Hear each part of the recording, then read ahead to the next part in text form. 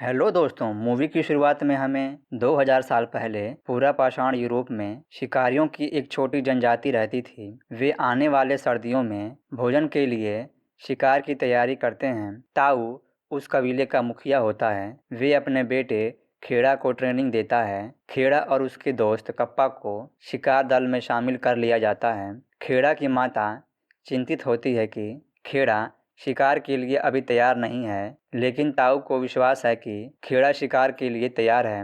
अगली सुबह एक टीम शिकार के लिए निकल पड़ती है। शिकार की तलाश में चलते चलते उन्हें एक जंगल में जंगली सूअर दिखाई देता है। ताऊ कहता है कि इसको तुम मारोगे। खेड़ा जंगली सूअर को मारने से हिचकिचाता है। ताऊ सूअर को मार देता है और कहता है कि तुम इतने कमजोर निकलोगे मुझे पता नहीं था। हमें जीने के लिए मारना पड़ेगा, नहीं तो हम सब भूख से मर जाएंगे। रात को सभी आग जलाकर जंगली सूअर का भोजन कर रहे होते हैं। तभी अचानक वहां शेर की आहट सुनाई देती है। सभी चौकन्ना होकर एक घेरा बना लेते हैं। तभी अचानक शेर उनमें से एक साथी पर हमला करके लेकर चला जाता है और उसे मारकर खत्म कर देता है। ताऊ कहता है कि कमजोर आदमी कभी जिंदा नहीं रहता, तुम्हें बहादुर बनना पड़ेगा। अगली सुबह उस आदमी की याद में पत्थरों का ढेर रखकर उसकी आत्मा की शांति के लिए प्रार्थना करते हैं। आगे चलते चलते उन्हें चट्टानों पर बहुत सारे बैलों का झुंड दिखाई देता है। वे उन सभी बैलों की घेराबंदी करते हैं और उन पर हमला करने के लिए दौड़ते हैं। सारे बैल अपनी जान बचाने के लिए खाई की तरफ दौड़ते हैं।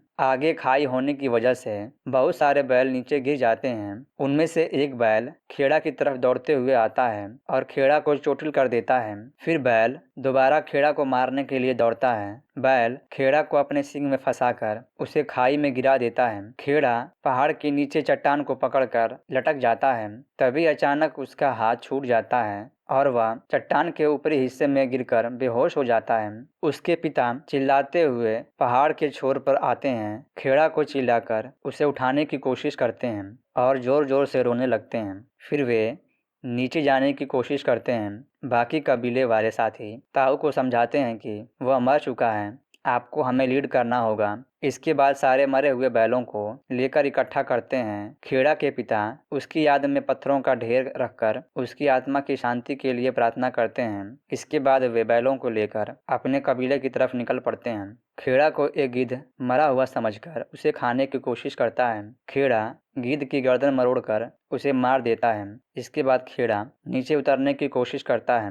तभी अचानक वहां भारी मात्रा में बारिश होने लगती है। कुछ ही समय में चारों तरफ पानी की धारा बहने लगती है। खेड़ा पानी में गिरकर बेहोश हो जाता है। जब खेड़ा को होश आता है तो वह देखता है कि उसका पैर टूट चुका है। लकड़ियों की सहायता से अपने पैर को बांधकर सीधा करता है। इसके बाद खेड़ा किसी तरह उस पहाड़ पर पहुंच जाता है जहां से वह गिरा था। पहाड़ी पर जाकर देखता है कि वहां उसके कबीले और उसके पिता कोई वहां नहीं होता। वहां पत्थरों का एक ढेर होता है। खेड़ा को समझ में आ जाता है कि उसके पिता और कबीले वाले उसे मरा हुआ समझकर कबीले लौट चुके हैं। अब उसे अपने घर पहुंचने का रास्ता खुद खोजना होगा। कुछ समय बाद हिंसक भेड़ियों का झुंड खेड़ा पर हमला करने के लिए उसका पीछा करते हैं, लेकिन खेड़ा पेड़ पर चढ़ जाता है और झुंड के एक भेड़िए को घायल कर देता है। सारे भेड़िए डरकर वहां से भाग जाते हैं। घायल भेड़िया को देखकर खेड़ा को उस पर दया आने लगती है और उससे डरते हुए उसे पीने के लिए पानी देता है और भोजन की व्यवस्था करते हुए अपना पेट भरता है। बचा कुचा उस भेड़िया को भी दे देता है। खेड़ा भेड़िया को छोड़कर अपने गांव के लिए निकल पड़ता है, लेकिन भेड़िया उसके पीछे पीछे आने लगता है। खेड़ा उसे अपने झुंड में जाने को कहता है, पर वह नहीं जाता। भेड़िया को खेड़ा से लगाव होने लगता है। खेड़ा को भी भेड़िए का साथ अच्छा लगने लगता है। खेड़ा भेड़िया का नाम अल्फा रखता है। फिर वे रास्ते में एक साथ भोजन के लिए शिकार करते हैं। एक रात भेड़ियों का एक झुंड अल्फा को अपने साथ ले जाने के लिए आते हैं। खेड़ा उदास होकर उसे अपने झुंड में जाने को कहता है। अल्फा अपने झुंड में चला जाता है। जैसे ही सर्दियों का मौसम आता है, खेड़ा अकेले ही अपनी यात्रा जारी रखता है।